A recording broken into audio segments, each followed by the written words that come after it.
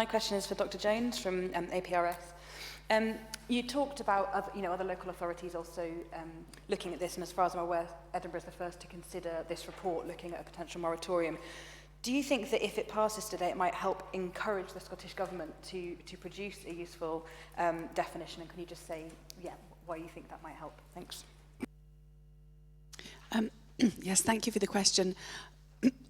I think this really would push the Scottish Government to do this. I think all local authorities are concerned about the lack of a definition. It isn't just your planning committee was just the first to have encountered a planning permission in principle coming through, and so it is really urgent, and we're pushing this onto the Scottish Government to say how urgent it is. I wrote to the chief planner today to push forward some of the things that they committed to do, which was just to give support and advice and guidance to local authorities, which I feel hasn't yet been good enough, even at that sort of level of commitment. But really what's needed is this definition, and I think that this would spur them into action to do something, because it's really not just Edinburgh that this is affecting, it's all of the councils.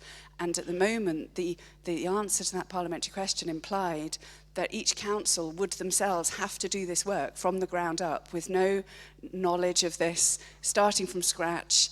And this is really something that needs a really considered expert view. It needs to be consulted across a lot of different experts and people.